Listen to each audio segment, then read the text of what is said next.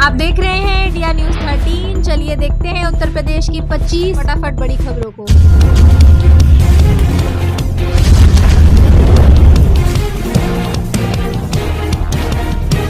अब उत्तर प्रदेश में घर बैठे मिलेगी खाद। सरकार ने शुरू की नई व्यवस्था, किसानों को मिलेगी बड़ी राहत। यूपी में किसानों के लिए खाद वितरण की व्यवस्था पूरी तरह बदलने जा रही है। मीडिया रिपोर्ट्स के मुताबिक खरीफ सीजन में खाद की किल्लत और लंबी कतारों से सबक लेते हुए सहकारिता विभाग अब नई सुविधा शुरू करने जा रहा है, जिसके तहत किसानों को घर बैठे खाद की होम डिलीवरी मिलेगी। यह व्यवस्था घरेलू गैस सिलेंडर बुकिंग जैसी होगी, जिससे किसानों को राहत मिलेगी। बच्चों के कफ सिरप कांड पर योगी सख्त। यूपी में नकली मेडिसिन बेचने वालों की खैर नहीं, दवा निरीक्षकों की भर्ती। योगी आदित्यनाथ ने विभाग के साथ हुई एक बैठक में कहा कि दवा निरीक्षकों की भर्ती प्रक्रिया को पारदर्शी, निष्पक्ष और गुणवत्तापूर्ण बनाया जाना चाहिए। अब भर्ती सिर्फ इंटरव्यू के बजाय लिखित परीक्षा के माध्यम से होगी। उन्होंने जोर देकर कहा कि सभी जिलों में दवा निरीक्षकों की सही तैनाती की जाए। सीएम योगी ने नोएडा एयरपोर्ट का किया निरीक्षण। उद्घाटन समारोह स्थल का लिया जायजा।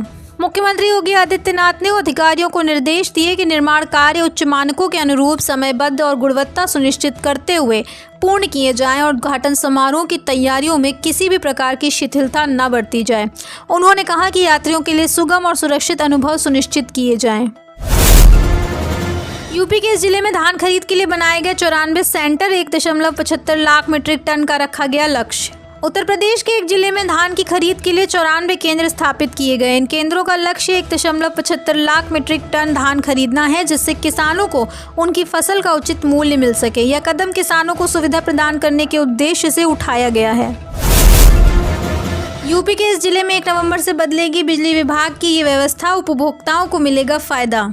उत्तर प्रदेश के एक जिले में बिजली विभाग 1 नवंबर से नई व्यवस्था शुरू करने जा रहा है। इससे उपभोक्ताओं को बिल भुगतान में आसानी होगी, क्योंकि वे ऑनलाइन ऐप और ऑफलाइन माध्यमों से भुगतान कर सकेंगे।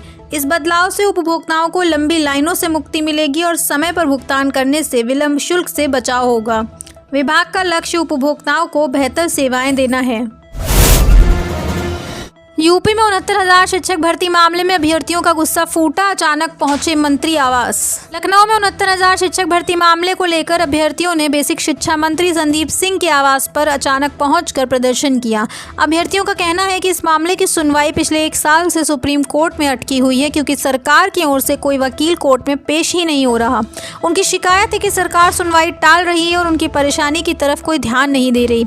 1 साल से सुप्रीम कोर्ट में सरकार की तरफ से सुनवाई पर वकील खड़ा नहीं होने के चलते नहीं हो पा रही सुनवाई। यूपी में सफाई कर्मियों ने फर्जी साइन कर की वेतन निकालने की कोशिश। बैंक में खुली पोल, 5 निलंबित। यूपी के रायबरेली में 5 सफाई कर्मचारियों ने डीपीआरओ के फर्जी हस्ताक्षर कर वेतन भुगतान कराने का प्रयास किया। बैंक के अधिकारियों ने हस्ताक्षर में अंतर देख डीपीआरओ से संपर्क किया तो मामले का खुलासा हुआ। डीपीआरओ ने 5 सफाई कर्मचारियों को निलंबित कर जालसाजी करने के लिए विधिक कार्यवाही करने के लिए संबंधित को निर्देशित किया है। इसके साथ ही 5 से स्पष्टीकरण भी मांगा है। वहीं इस खुलासे से सरकारी विभागों में हड़कंप मच गया है। ब्राह्मण क्षत्रिय के बाद अब बसपा का मुस्लिम कार्ड। हर मंडल में बनी भाईचारा कमेटी, सर्व समाज के लिए भी खास प्लान। मायावती ब्राह्मण क्षत्रिय के बाद अब मुस्लिम वोट बैंक को साधने में जुट गई हैं। बसपा हर मंडल में भाईचारा कमेटी बनाकर इसे साध रही है। मिशन 2027 के तहत मुस्लिम वोट बैंक साधने के लिए मुस्लिम भाईचारा कमेटी बनाई गई है। लखनऊ विश्वविद्यालय और सहयुक्त महाविद्यालयों के विषम सेमेस्टर परीक्षा फॉर्म 10 नवंबर तक भरे जाएंगे। लखनऊ विश्वविद्यालय और संबद्ध महाविद्यालयों के स्नातक, परास्नातक और डिप्लोमा पाठ्यक्रमों के विशेष सेमेस्टर दिसंबर 2025 की परीक्षाओं के लिए फॉर्म भरने की अंतिम तिथि 10 नवंबर है। विश्वविद्यालय की वेबसाइट पर फॉर्म उपलब्ध है। नियमित छात्रों को कोई अतिरिक्त शुल्क नहीं देना है, जबकि संबद्ध महाविद्यालयों के छात्रों को निःशुल्क के साथ फॉर्म जमा करने होंगे। किसी भी समस्या के लिए हेल्पलाइन नंबर पर संपर्क किया जा सकता है। पलक मुच्छल के साथ गुनगुनाने के लिए तैयार शहरवासी आज आ रही अलीगढ़। प्रसिद्ध पार्श्व गायिका पलक मुच्छल के साथ गुनगुनाने के लिए शहरवासी तैयार हैं। अपनी गायिका से लोगों को अपना प्रशंसक बनाने वाली पलक मुच्छल अपने भाई पलाश मुच्छल के साथ सुरों की महफिल सजाएंगी। जीटी रोड स्थित रमाडा होटल में 27 अक्टूबर को अमर उजाला म्यूजिकल नाइट होगी। गायिका के प्रशंसकों ने जब से उनकी अलीगढ़ में आने वाली खबर पड़ी है, तब से वह उत्साहित नजर आ रहे हैं। पलक के गानों को सुनने के लिए लोगों में उत्सुकता देखी जा रही है। अपनी पसंदीदा गायिका को सुनने और देखने के लिए लोग बेकरार हैं।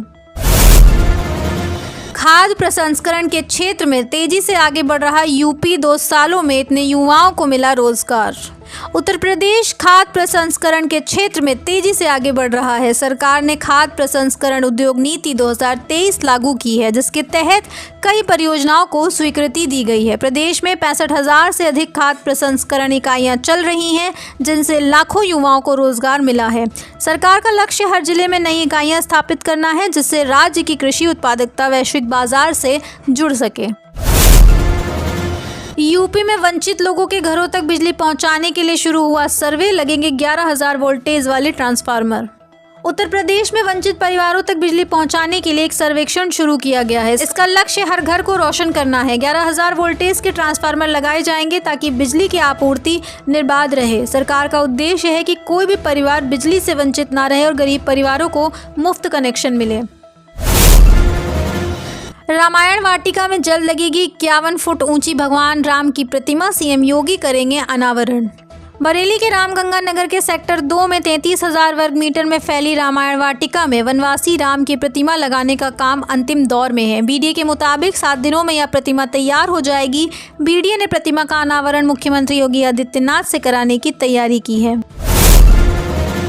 अखिलेश यादव बोले, घोटाले का रिकॉर्ड बना रही भाजपा सरकार, अयोध्या में जमीन खरीद में हुआ फर्जीवाड़ा।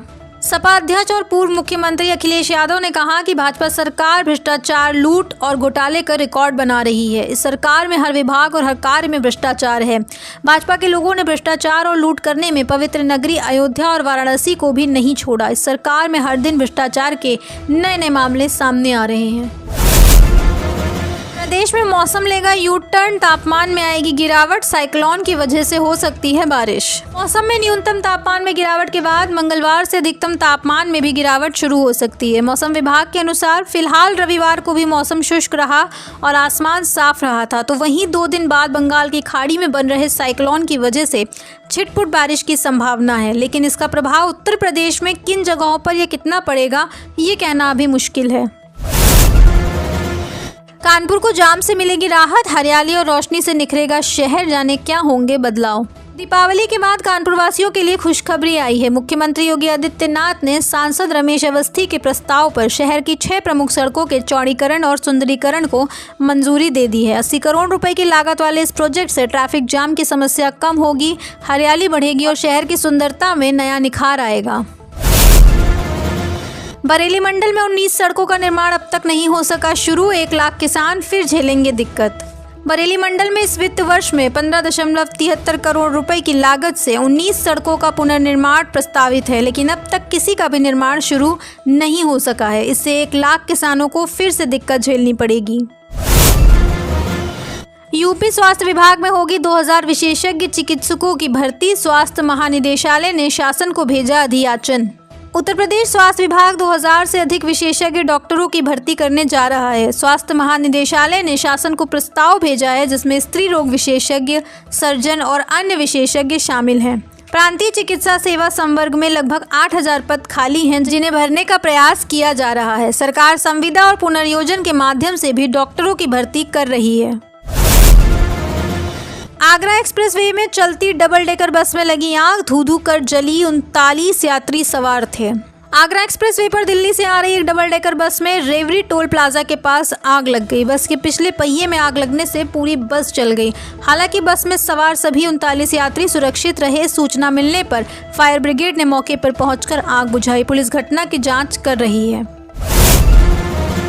यूपी में स्मार्ट प्रीपेड मीटर हटा लिए जाएंगे, आयोग ने घोटाले को लेकर सीबीआई जांच की मांग की। राज्य विद्युत उपभोक्ता परिषद ने स्मार्ट प्रीपेड मीटरों की खरीद और स्थापना में वित्तीय अनियमितताओं का आरोप लगाया है। परिषद ने केंद्र सरकार द्वारा अनुमोदित लागत और प्रदेश में दिए गए टेंडर में अंतर पर सवाल उठाया। परिषद अध्यक्ष अवधेश शर्मा ने नए कनेक्शनों से वसूली और अन्य राज्यों की तुलना में अधिक दरों पर भी प्रश्न उठाए। उन्होंने मुख्यमंत्री से सीबीआई और ईडी से जाँच कराने की मांग की है। लखनऊ में बिजली विभाग में वर्टिकल व्यवस्था का विरोध, कर्मचारियों ने कहा किसी भी कीमत पर यह मंजूर नहीं। कानपुर, मेरठ, अलीगढ़ और बरेली की तर्ज पर लखनऊ में भी 1 नवंबर से वर्टिकल व्यवस्था लागू की जा रही है। इससे बिजली विभाग में कई बदलाव होंगे। जिन जिलों में यह व्यवस्था लागू है वहां के जनप्रतिनिधि इसका विरोध कर रहे हैं। बावजूद मध्यांचल विद्युत वितरण निगम लिमिटेड लखनऊ में इस व्यवस्था को लागू करने की तैयारी कर चुका है। वर्टिकल व्यवस्था का बिजली कर्मचारी भी विरोध कर रहे हैं। यूपी के इस जिले में बिजली विभाग का ताबड़तोड़ कनेक्शन, 45 घरों के कनेक्शन काटे, 29 लाख रुपए बकाया वसूला। उत्तर प्रदेश में बिजली विभाग ने बकाया बिलों की वसूली के लिए कड़ा रुख अपनाया है। एक जिले में 45 घरों के बिजली कनेक्शन काटे गए और 29 लाख रुपए की वसूली की गई। विभाग ने उपभोक्ताओं से समय पर बिल भरने की अपील की है और चेतावनी दी है कि बकाया रहने पर आगे भी कार्रवाई जारी रहेगी। छठ पर यूपी, बिहार और बंगाल जाने वाली ट्रेनों में जबरदस्त भीड़, स्लीपर कोच में पैर रखने की जगह नहीं। छठ पूजा की शुरुआत के साथ ही घर जाने वाले यात्रियों की भारी भीड़ ट्रेनों में उमड़ पड़ी। बिहार, यूपी और बंगाल जाने वाली ट्रेनों में पैर रखने तक की जगह नहीं थी। यात्री गेट पर लटक कर यात्रा करने को मजबूर थे। यात्रियों की सुरक्षा के लिए स्टेशनों पर आरपीएफ और जीआरपी के जवान तैनात रहे और उन्होंने यात्रियों को सुरक्षित यात्रा करने की सलाह दी। अयोध्या के 39 माध्यमिक स्कूलों की मान्यता हो सकती है रद्द, छात्रवृत्ति को लेकर की बड़ी लापरवाही। अयोध्या में माध्यमिक शिक्षा परिषद से जुड़े 40 विद्यालयों को मान्यता रद्द करने का नोटिस भेजा गया है। इन विद्यालयों पर छात्रवृत्ति प्रोफार्मा लॉक न करने की लापरवाही का आरोप है, जिससे छात्रवृत्ति आवेदन से वंचित रह गए। जिला विद्यालय निरीक्षक ने स्पष्टीकरण मांगा है और संतोषजनक जवाब न मिलने पर मान्यता वापसी की सिफारिश करने की चेतावनी भी दी है। यूपी में 2 प्रजाति के 920 क्विंटल गेहूं बीज उपलब्ध, सरकारी केंद्र से कर सकते हैं खरीद। बलरामपुर के किसानों के लिए खुशखबरी है। कृषि विभाग ने रबी सीजन के लिए 920 क्विंटल गेहूं बीज की व्यवस्था की है। 2 प्रजातियों के बीज सरकारी केंद्रों पर उपलब्ध हैं। किसान आधार कार्ड और खतौनी की नकल जमा करके बीज खरीद सकते हैं। कृषि विभाग ने समय पर बीज खरीदने की अपील की है ताकि बुआई में कोई दिक्कत ना हो। आप देख रहे हैं देश का number 1 Hindi news channel India news 13, मतलब भारत की आवाज।